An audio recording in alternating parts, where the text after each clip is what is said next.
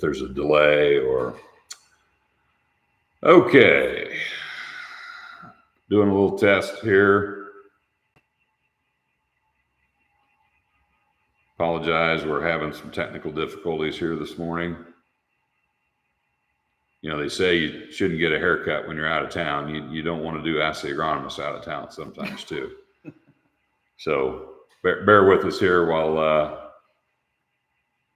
we're doing some testing to see if we're actually streaming.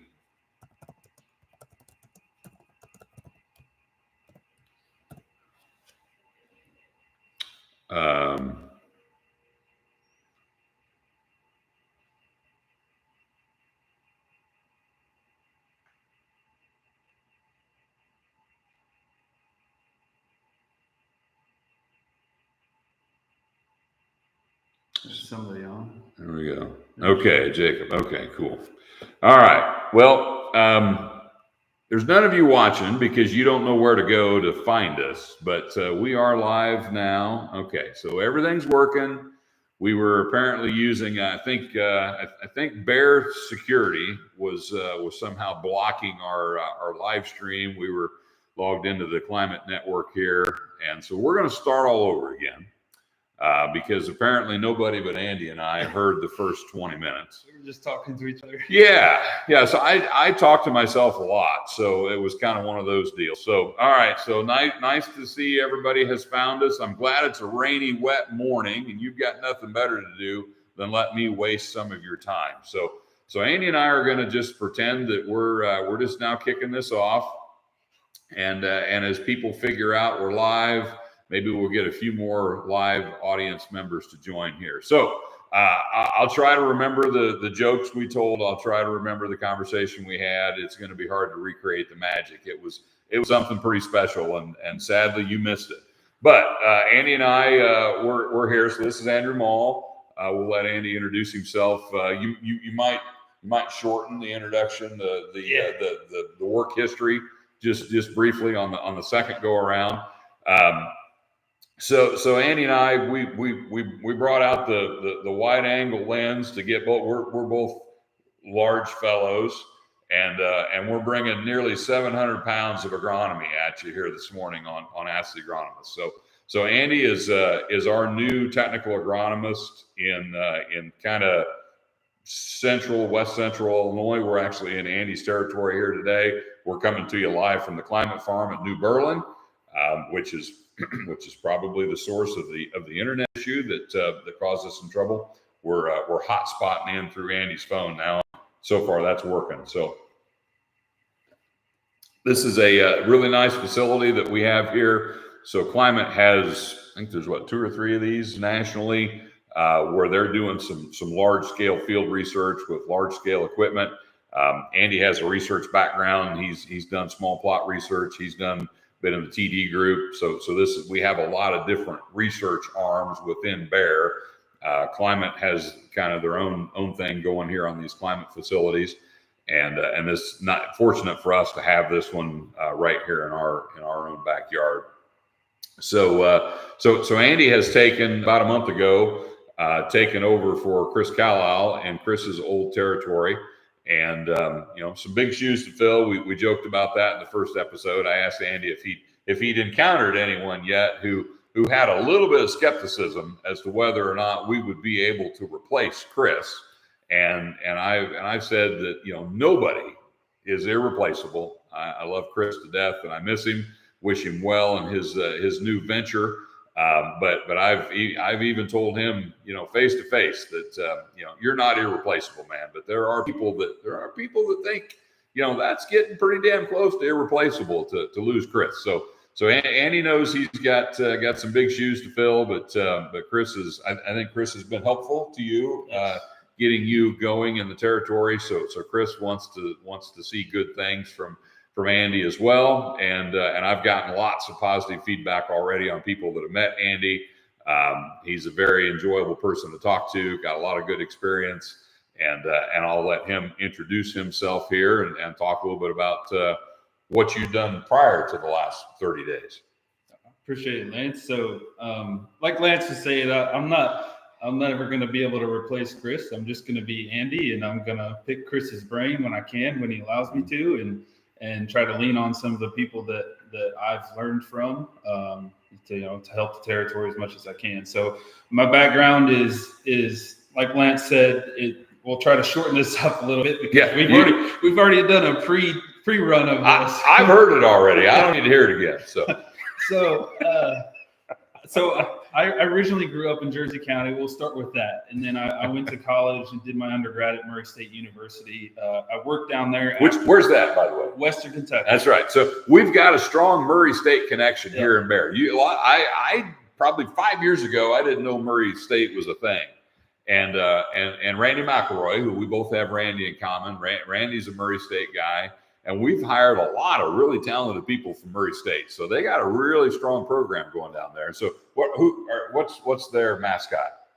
Racers. The Racers. So my son was a racer too at a different. He went to a diesel tech program in Northwestern Ohio, University of Northwestern Ohio in Lima. They were the Racers as well. So you're the second racer I've known. Yeah. Well, they really do have a good ag program down there, and it continues to get stronger. They get really good attendance. That's for another conversation. So after I finished my undergrad there, I worked in precision ag. So I sold precision ag equipment. I serviced precision ag equipment, and we had a tile plow dealership down there in Western Kentucky. I did that for about 3 years, then moved into Bayer. Been with Bayer for almost 8 years now. I started in our small plot breeding organization, worked at 2 different locations. I started in Jerseyville, then moved out to Waco, Nebraska. We worked on a lot of things out there in Nebraska. A lot of it was focused on screening trials. So it's early pipeline work that we were doing. We were screening pedigrees for yield, and then we'd look at different what's their tolerance against different diseases like southern rust, crown rot. We'd look at corn rootworm, green snap, a lot of different aspects of what you would see on a commercial farm. So after that, I moved into our Irvington, Illinois TD group, which is down in southern Illinois. I was the agronomic research manager there for almost 4 years. That's where I met Lance because our TD group works very close with the commercial organizations, especially the TAs. So I've met a lot of the TAs in the area. I've gotten to know some better than others.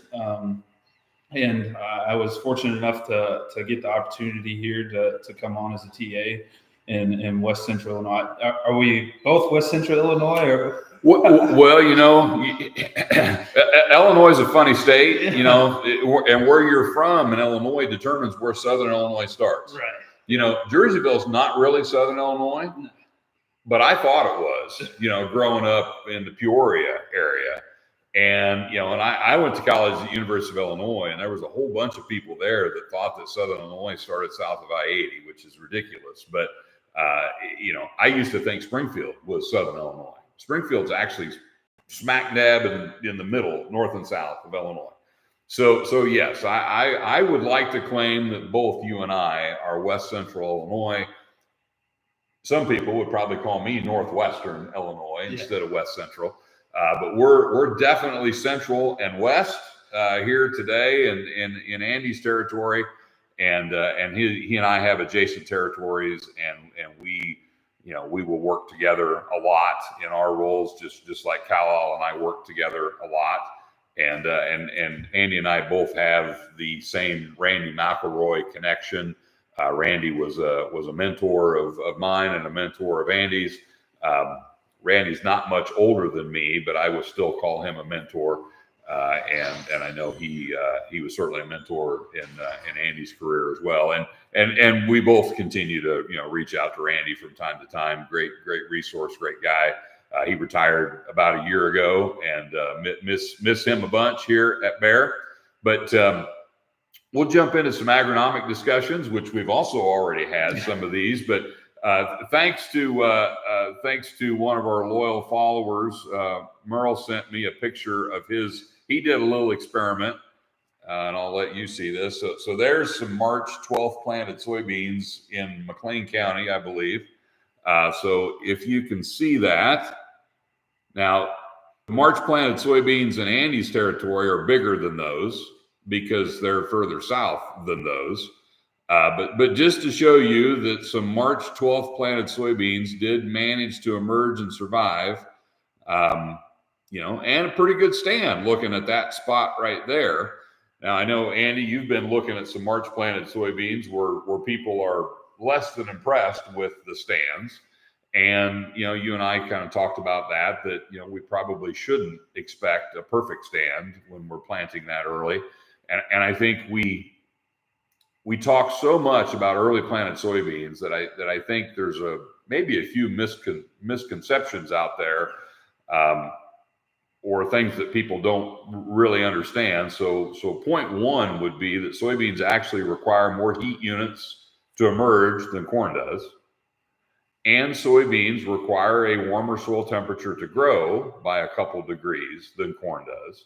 So when you're barely warm enough soil temps for growth, corn will grow better than beans, and corn requires fewer heat units to emerge than soybeans. Now, that doesn't mean it likes it. That doesn't mean it's a good thing. It doesn't mean that it's hurting your beans that they take more heat units and they take longer to emerge. So soybeans are far more tolerant than corn of struggling to get a stand. And the negative impacts of those struggles, doesn't tend to be as big a deal for soybeans as it is for corn. But it does influence which one's going to come up faster. And if you've been surprised how good the early corn looks, and maybe disappointed in how good some of the early beans look, those are a couple factors in that. And Andy and I had talked about, well, what's a leavable stand for soybeans? And that's very arguable number. Everybody's got their own opinion. And, and if a grower planted 140,000 seeds and you've only got 80,000 seeds, the fact that I say that 80,000 is adequate for 100% full yield potential and might actually out yield 140 sometimes, depending on how your management goes and your soil type and that sort of thing. If you planted 140, you didn't plant 140 hoping to get 80. So we get it that if you get less than what you were hoping for, that's disappointing. But the reality is, can you increase the yield potential by replanting, 80,000? And I would say no, you can't. Now the challenge is it a uniform 80, or is it an average of 80 that ranges from 60 to 100, which is probably more often the case. And in those scenarios, you may feel that, well, I can't live with the 60,000 spots. But I would caution you, if your average is 80 because it's ranging from 60 to 100, planting another 120 into the places where you've already got 100 is probably going to reduce your yield in those parts of your field. And if you're losing yield on 80% of your acres and only gaining yield on 20% of your acres, you're not really gaining anything by replanting that thin stand of beans. So I guess my coaching would be, and I'll shut up here in a minute and let Andy share his thoughts, be patient with your beans. If you're not finding rotten plants or broken necks, it's too early to give up on that stand. And just remember that soybeans can compensate a lot for a thin stand. And it takes a lot fewer beans to produce, a good yield than a lot of people realize. Now I get it. If you spent money on 140,000, you wanted more than 80. But oftentimes 80 is going to yield the same as 120. And so we can probably, in a lot of cases, be fine with that thinner stand. Yeah, kind of going along the lines of what Lance is saying, what I've seen in some of the fields is like where you get higher residue environments and you're capturing moisture and holding moisture in the soil. Our soybeans are later to emerge, and we're seeing a little bit less. We're seeing more stand loss because of the higher residue environments, and that goes. The temperatures we've had in March, we had really good warm temperatures, but since then we've been cool and somewhat damp in some areas of the territory, and we've got some soil crusting issues where the soil is just kind of packed down really tight, and that's where you're starting to see some broken necks. And what Lance was saying is give it some time, because a lot of these fields are just getting in that unifoliate stage, and there may still be some plants pushing through and starting to push that cotyledon through. So there's still time for some emergence to occur. Now, you're not necessarily going to get a lot more soybean plants to push through those soils, but you may have some to a point where it makes you more comfortable to leave your stand out there as opposed to going and replanting it. And like Lance was saying, you may do more harm than good to your plant stand if you're going in and replanting 100,000 or 120,000 into a 100,000 plant stand. So I would be very careful and make sure we understand really well what's happening in the field, and that a replant decision is the right decision. I think a big factor in why soybean emergence has been so slow this year on these early planted beans is, in some cases, that that soil did get a rain on it pretty shortly after planting, and that really causes that soil to set up and get hard. And in most cases, it's not really what I'd call a true crust. It's just set up solid. Yeah. And if you pull a rotary hoe out in that field, it's not really going to break that crust up, because if it's just feels like walking on this table out there, and that field is just hard, and it's hard all the way down to where those cotyledons are, it's really probably going to take a shower, which we've had, in most cases, to soften that soil up and let that bean push on through. And I wish that soil was warmer so that bean could push faster while the soil's still damp, because it's still growing slow. And the reason it's growing slow is even these, we have had about 2 warm days. And on those warm days, if you've got worked, dry, black, bare soil, it tracks pretty close to the air temperature. And if you think about the fields that are planted to corn, there's less residue there because it's normally following soybeans, and we normally do more tillage ahead of corn than we do soybeans. So if you're looking at a worked, tilled field of corn that the soil is basically bare, that soil at 2-inch depth has been way warmer than the average soybean field, which tends to be a no-till field, or maybe a vertical tilled field, tends to be planted in heavy cornstalk residue, might even have a heavy cover crop residue out there. You don't see as much bare soil in your typical soybean field as you do in your typical corn field. And those soils are well below the air temperature on a lot of days, because they've got all that residue cover. They're also wetter. And if you think back to high school physics, what takes more energy to warm up, water or air? Water does by a large amount. So if your soil is dry and has mostly air in its pore space, it's going to warm up faster. If your soil is dark, it's going to absorb more sunlight and warm up faster. If your soil has less residue on it, it's going to get more sunlight and it's going to warm up faster. So if you think about the typical soybean field, wetter soil, more residue, and then you compound that if it's a lighter soil. So probably the most common complaints I've had are from people that are farming, it's not 4.5% organic matter black ground. It's 1.5 to 2.5% organic matter, a more lighter timber soil, which also tends to be wetter just because its natural drainage is not as good. So it's cooler, it's wetter. The wetter makes it stay cooler. The water is a good insulator and prevents that soil from warming up as much as the dry soils do.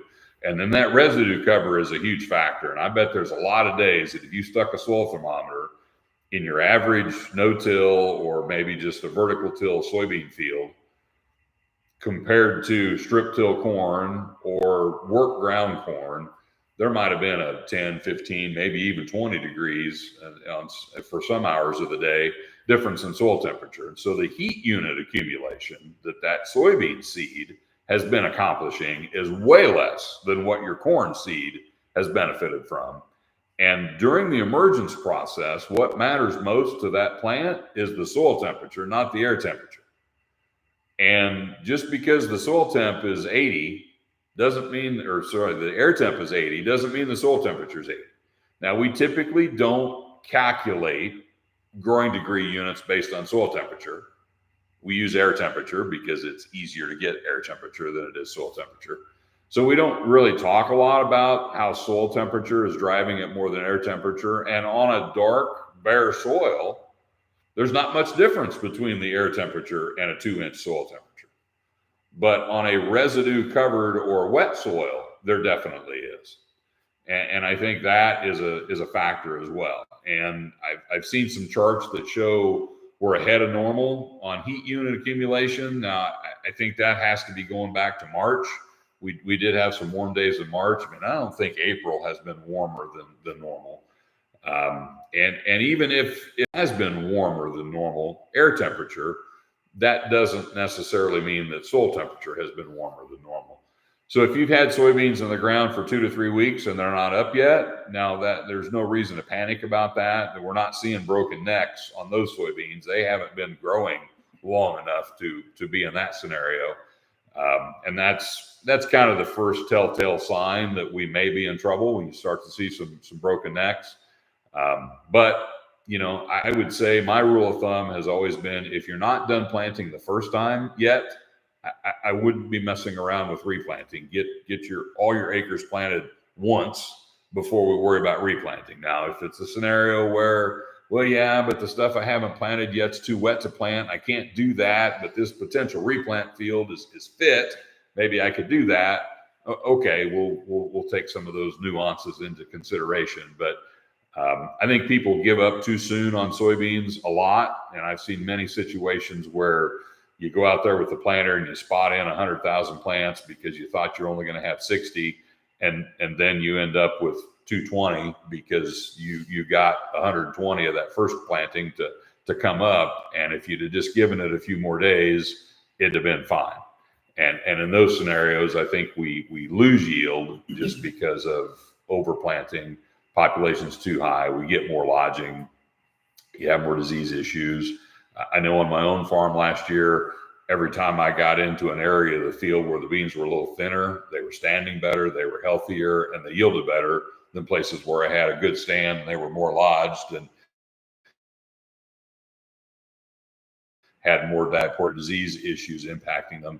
I think because of some of the late season stress and the drought, because there was more plants, more biomass there, and they were under more stress just due to plant competition. So anything else you want to add on soybean stands or evaluating stands or anything else you've seen, Andy? Just to reiterate, if you can be patient, be patient. So it's a good way. But if you have any capacity to be patient, please try to be. And like Lance was saying, just give it a few days or maybe a week. Go plant another field if you can, and then come back to that field that you're considering replant on, and then assess that stand. And maybe you might feel different about it after you've walked away from it. Yeah. Have you ever heard the saying, a watched pot never boils? Well, a watched soybean never emerges either. So don't look at these fields every day. I mean, as cool as these soils are, there's not enough growth occurring from one day to the next. It's not going to look any different than it did the day before. So don't walk away and never come back until you come back with a combine and realize, oh crap, I needed to replant this field. But give it 2 or 3 days before you look at it again. Give it some time. Maybe flag some plants that haven't emerged yet, and so you're not just looking at because the field always looks better as the plants that are emerged get bigger. But that's a little bit of an optical illusion. If you're not getting more plants to emerge, you may need to at least touch some fields up. But I hope there's not too many fields that we literally have to just start the field over again. Seed supply will probably become a factor if that happens on a large area basis. We were joking about people's lack of patience. It's May 1st today, so is May 1st late? No. So May 1st is not late.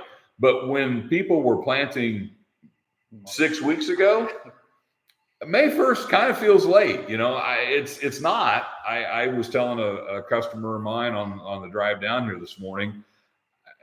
call me crazy. Chris and I kind of had a little bit of a, people thought it was a rivalry between us, planting date on corn. I was kind of the let's wait and not get too rammy, and he was more the, hey, if soil conditions are fit, that's all that matters.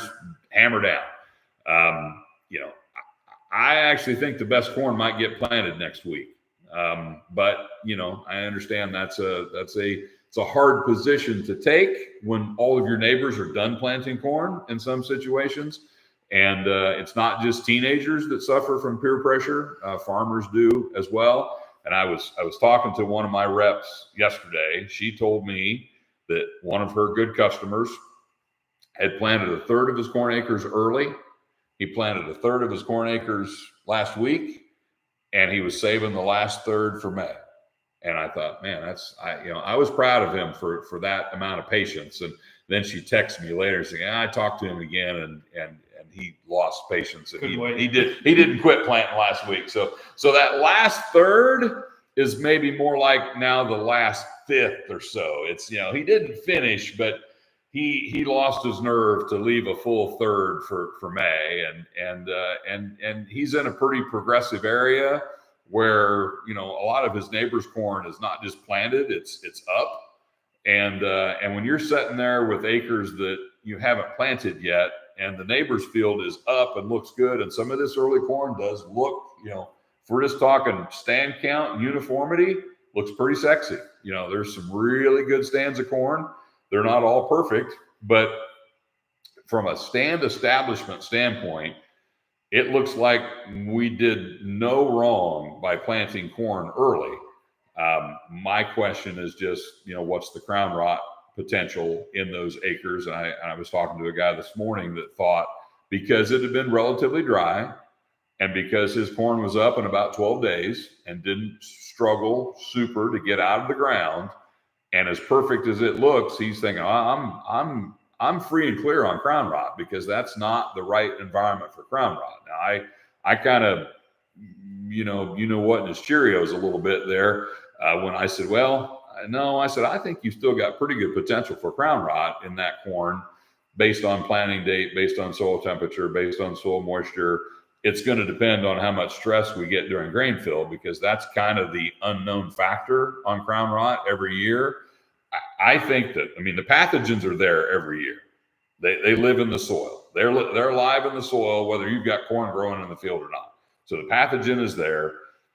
The plant is susceptible. I think the plant's going to get infected. The root system's going to get infected with and Andy and I were having a conversation earlier in the pre, even before the episode, you didn't see conversation. That's when we should have just started. We should have just put the camera up and then... Yeah, we might as well have been running the whole time because we weren't really on.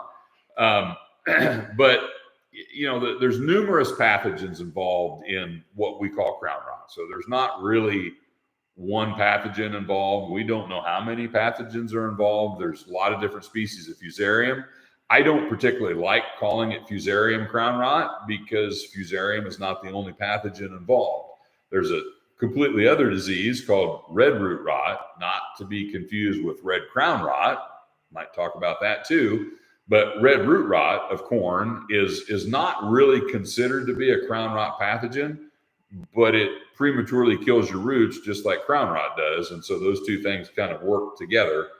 And I think in most years, when you plant corn early, you're going to get some level of crown rot infection in that root system. And then what determines whether that becomes a big deal or not is how much stress is that plant under during grain fill. And when it's stressed during grain fill, a little bit like soybeans being stressed during seed fill, and that's when you see SDS blow up. SDS is, kind of works a little bit like crown rot. I kind of consider those two things to be, a little bit analogous to each other in the way they work in the soil. There's fusarium species involved in both of those diseases. But if you have a low stress grain fill period, which is what we had in 2024 on the early planted corn, that stuff was far enough along that the late summer drought really didn't hurt it at all. And it was really in pretty low stress environment, low disease pressure, pretty good moisture situation, not a lot of heat, and that early planted corn last year stayed really healthy, clear to black layer, because we didn't have stress during grain fill. The late planted corn had a tremendous amount of stress during grain fill because it was still trying to determine yield when the moisture shut off there in August, and the last 30 days of its life was a pretty environment, but it was planted later, so it kind of avoided crown rot because of planting date. The early planted corn avoided crown rot because of the low stress grain fill period. So we didn't have a big crown rot year last year as compared to previous years where we've seen some disasters. I do think that we need to be vigilant in protecting this early planted corn from crown rot. And Andy and I had a conversation earlier about how effective. He asked me, he said, "What do you think about a V5 application, and how effective is that at reducing or preventing crown rot?" And it's not going to do either one. It's not going to prevent it. It might not even reduce it, but I've seen situations where it does. I've seen situations where there's a pretty significant benefit, and that V5 application is the easiest and cheapest fungicide application to make. So I would be a big proponent of getting a good V5-ish, could be V6, could be V7, could be V4. Kind of depends on whether you're going to tank mix that with a herbicide. In that case, you want to go with the earlier side of that window. I don't really like herbicide applications on V6, V7 corn if we can avoid it. If you want to separate those applications and spray your herbicide earlier and then make a separate pass with maybe some foliars and some other things, then I would recommend waiting to maybe V6, V7, maybe even V8 corn. But if you're going to hitch a ride with a herbicide, you're going to be talking V4, V5 corn or smaller in most cases.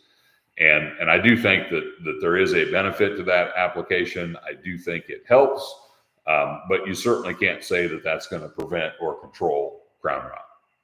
Yeah, and what we've kind of talked about, hinted at, is once you get the crop out of the ground, it's about mitigating stress. What can you do to mitigate stress from emergence to full maturity and your potential yield, protecting your potential yield?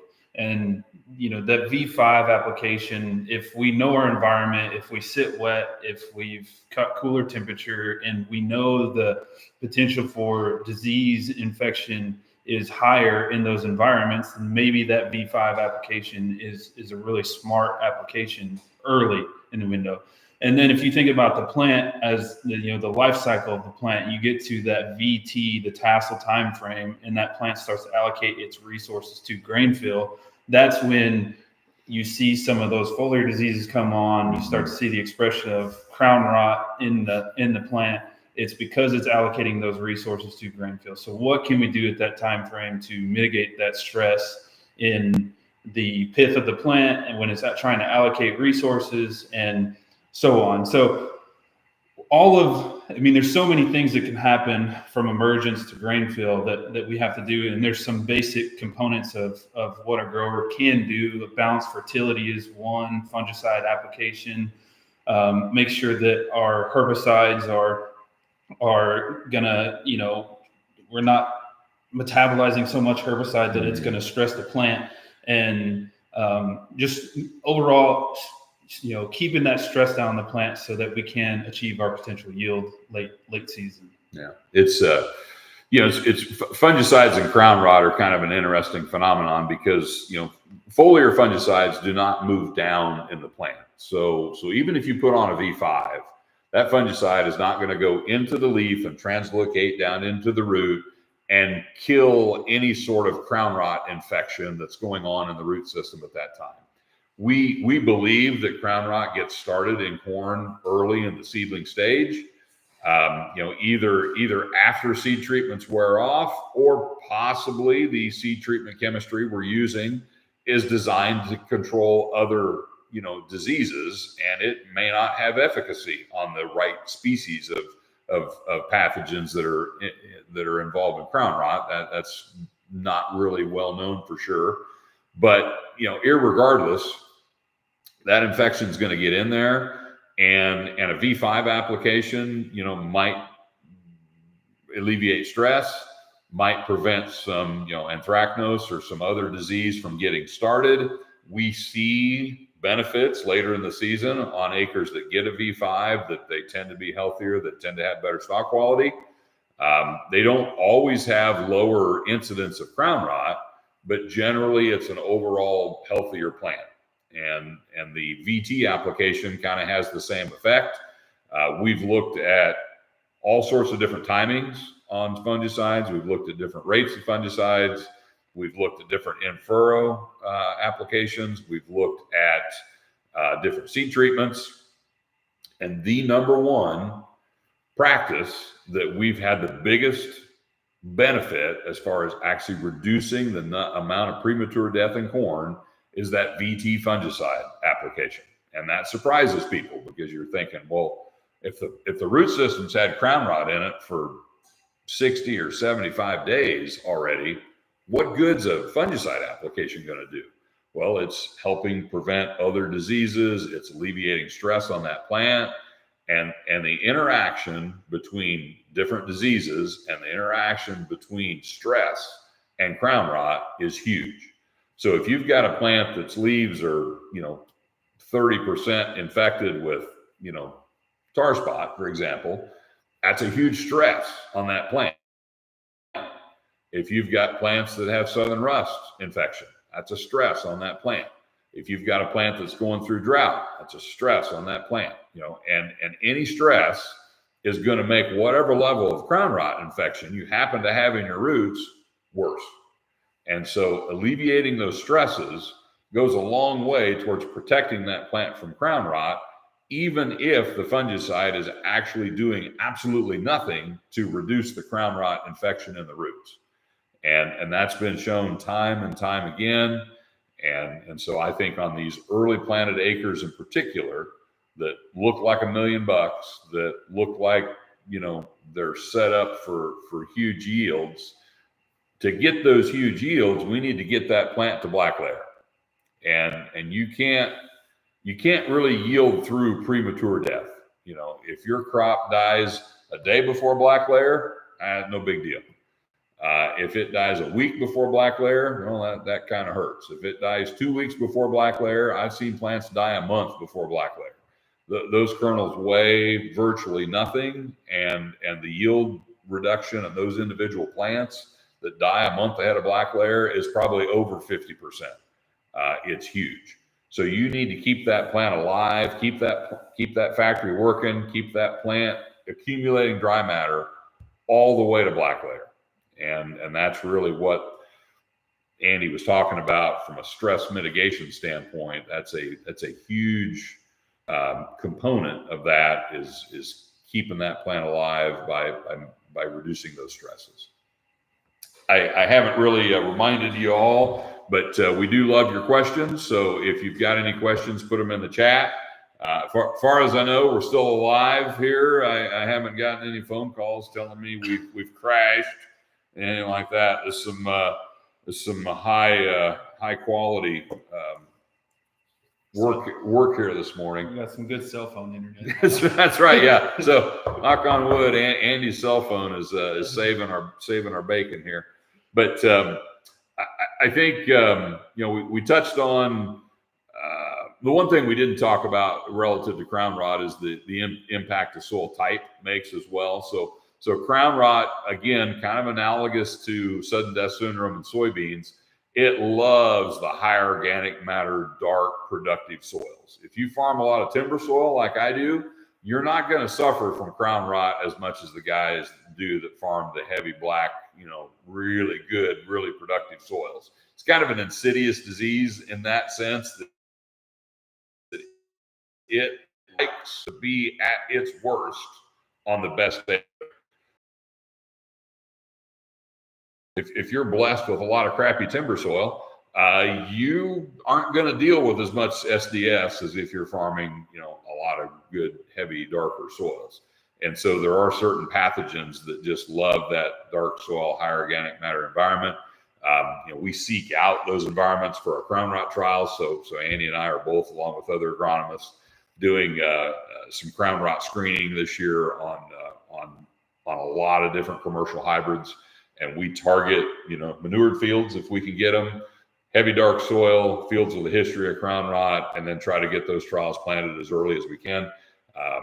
I've got 4 or 5 of those in the ground. Andy's got 4 of those in the ground.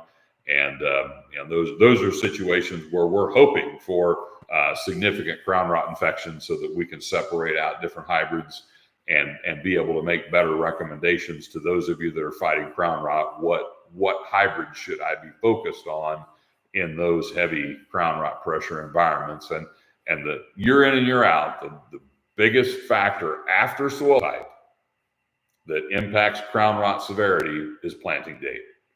And that's the thing that these early planted acres that look so good, I hope they look as good a week before black layer as they do today.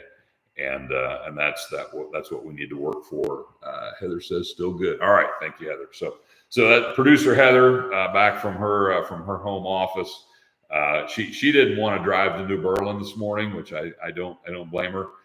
This was an equidistant, about a short 2-hour drive for both Andy and I this morning. So both of us are a long way from home, but this kept the pain equal and fair. And other than the slight internet snafu, it's been great. So other things I had on my list, it doesn't seem like that time of year to talk about fall burn down, but this is the best time of year to pat yourself on the back and feel good about doing a fall burn down. And those of you who didn't, this is the time of year where you are absolutely certain, okay, I say I'm going to do it every year. I didn't get it done again.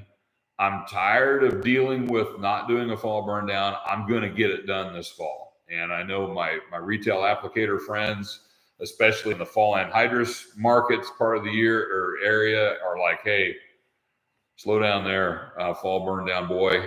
That's a really busy time of year, and it's hard to get all that work done. And I've talked to some retailers that, they've also got a plan of, okay, we're going to figure out how to get it done because we just got to get it done. The benefits of fall burn down this time of year are numerous because those fields are still relatively clean. Gives you all sorts of flexibility on your spring chemistry program. If you didn't do a fall burn down, you've got no flexibility on your spring chemistry program. You've got to get that field sprayed. Those fields are just a real challenge when you've got, a field that is solid henbit, solid chickweed, full of mare's tail. Just pose lots of challenges for plantability, for emergence, timing of your spring herbicide passes. So big shout out to those of you that found a way to get a fall burn down on. Good for you. And I'm going to remind you several times through the growing season, when fall gets here, try to remember how bad you wished you'd have done one in April, and dig deep, find that guy in October and get it done. So I don't know what you're seeing out of fall burn down acres in Southern Illinois, but it's pretty dramatic, the difference. And even fields that maybe have been getting a fall burn down for a couple of years, if you didn't get it done on those acres, no big disaster there, because if you can break that cycle of seed production, these winter annual weeds don't, that seed doesn't live in the soil for 50 years like cockleburr and velvet leaf and giant ragweed do. Chickweed, for example, if you stop chickweed from going to seed 1 year, your chickweed pressure will be down significantly that very next year. Same thing with henbit. Those things, a pretty high percentage of the seed they produce, and they make a lot of it, comes up the year after it's produced. So if you can break that cycle a year or two, those fields don't look too bad. The fields that have never had a fall burn down in their life, you can pick those out driving down the road at 80 mile an hour. And the fields that got a fall burn down, you can pick those out driving down the road at 80 miles an hour. But the thing I like about it is the flexibility that it gives you with the options you have for spring herbicide.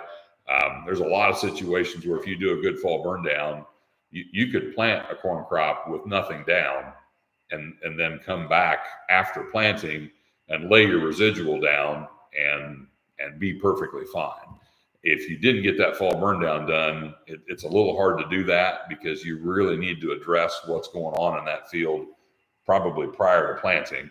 But I guess what have you seen from a herbicide standpoint this year so far, Andy, in your area? Well, with fields that didn't get a fall burn down, the farther south you go, the messier it gets. And which is even worse if you haven't even been able to get in the field this spring. So. And it's hard to even get in the field, like Lance is saying. And when you're trying to go into a field and you're predominantly you're not a no-till acre, or you're doing some tillage and you're trying to work that ground, and you've got standing weeds that are healthy and green, you're not going to kill all those weeds with a tillage pass. At some point you're going to have to address those weeds, and if there's an opportunity to do that in the fall, as opposed to getting in a situation that we're in now where we have to address it late, or potentially plant into a mat of henbit or chickweed or whatever it might be, our seed to soil contact is going to be so much better where we have fall burn down accomplished. So there's a lot that goes into the reasoning behind getting a fall burn down, starting clean and keeping your field clean throughout the year. And I think that's the goal of everybody in a perfect situation is going to have a field that starts clean and you keep it clean. So that's where fall burn down becomes a huge asset or a tool in the toolbox for growers, is to keep your field clean. And like Lance was saying, it really opens the door for a lot more options once you get to your planter pass. One thing to watch for, if you've had a field that's a uniform mat of winter annuals, you may not notice this quite as dramatically. But if you've got a field, this is a little more typical, where you've got patches of thick, winter annuals, watch that corn at V2, V3, V4, V5, and I bet if you took a picture of the field of where those patches were, when you're looking at that crop, you're going to see where those patches were in the color of that crop, the size of that crop, the development of that crop, the quality of the stand of that crop. I mean, you can just tell that it got off to a way better start where you were planting into a clean soil, weed-free soil, than those thick, heavy patches of winter annual weeds. We get more cutworm in those patches sometimes. The soil just doesn't dry out as well. Typically, it doesn't plant as nice. You don't get the trench closed as well. It's just a tougher environment, and you can really. I got some good pictures in some fields where it was dramatic. About two leaf stages in growth, and about 6 shades of green difference. Pale versus nice, healthy looking green. And I passed several fields on the way out here that are at the round leaf stage in corn, just by driving by and making a good estimate. And they've got green weeds out there that's trying to grow through those green weeds. Right. And corn does not like any kind of interference when it comes to emergence. So the sooner we get those if we spread in the fall, or we're doing an early burn down, say in March timeframe, making sure we've got a clean field, the better off we're going to be for especially corn emergence. I've seen some, I think it was actually from the University of Guelph in Canada, which you don't, most central Illinois corn growers don't think of cutting edge corn research coming from Guelph, but they do some cool stuff up there. They've done some really neat weed competition studies and corn's ability to sense other plants that it's growing with. Now it's the most damaging if it's sensing another grass. So a dicot weed doesn't stress it out quite as much as another grass does. But basically, if corn's growing and it's sensing competition, either from a dense corn population or what feels like to corn a super dense population, if it's sensing competition from weeds, it actually has the ability to kind of regulate down its yield potential, because it can tell, okay, life is going to be hard for me, and 300 bushel is not in my future. And so that plant gets conservative, and it actually sets a smaller ear because it's anticipating a difficult life. And so, that's one thing that impacts, like crowding impacts when you get your density too high and say a 30-inch row, and you've got too much plant to plant competition. the same thing happens with plant to weed competition, and that corn plant can actually, hurt its ultimate yield potential just because it's sensing the competition from those weeds, and it's particularly harmful if it's grass weeds. So anytime I see small corn growing in and amongst, a sea of green, that's concerning to me, because that you have probably, without even knowing it, lost yield potential from that crop because of that plant to plant competition and the plant's ability to sense other competition. So I don't have a whole lot of other stuff on my list. We haven't had any questions coming in this morning.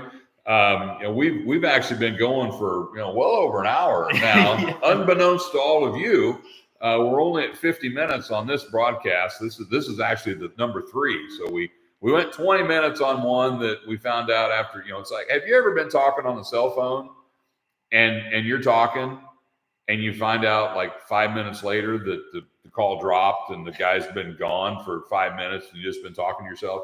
That's what Andy and I did for 20 minutes in that first episode. And poor Andy, he's learning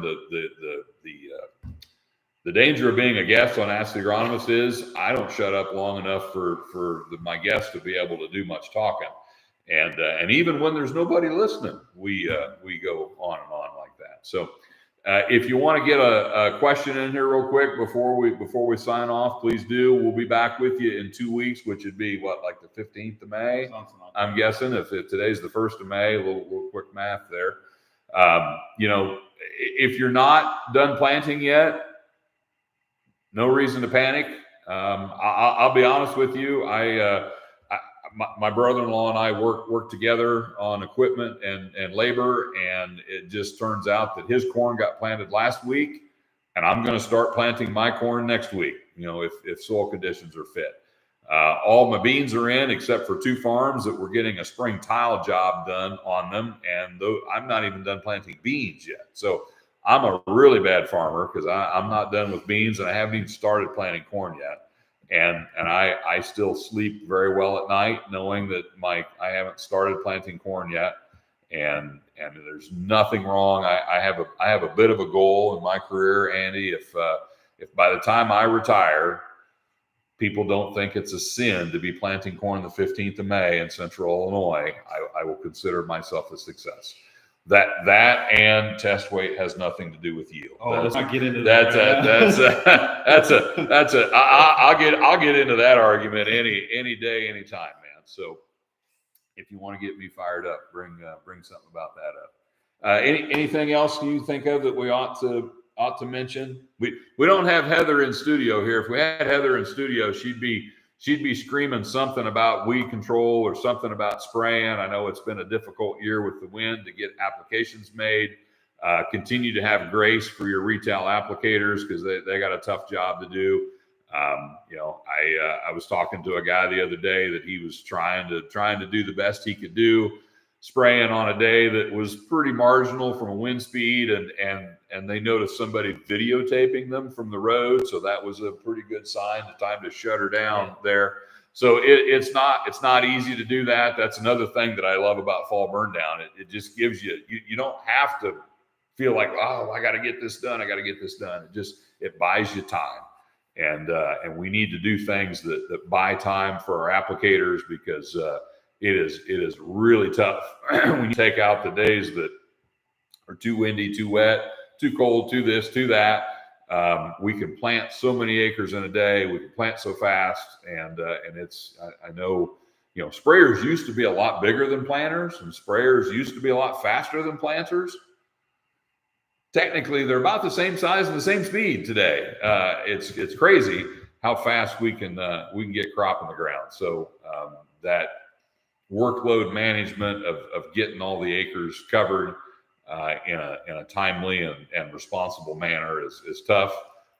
Everybody continue to stay safe through the busy spring, and we'll be back with you in 2 weeks, and hopefully, last 4 years it's been kind of bad to plant Mother's Day weekend. It was. And a lot of our growers are probably going to be completely done before Mother's Day weekend. Now, For south, our not Southern really. Illinois friends, not so much, but it would be nice to maybe not feel like you have to plant on Mother's Day weekend. And we'll be back with you in 2 weeks. Thanks, Andy, for joining us. Thanks for having me. If, This was my YouTube day. That was probably why we had the technical. You think so? Yeah. You think so? Well, Yeah. YouTube has survived you being here. We're all good.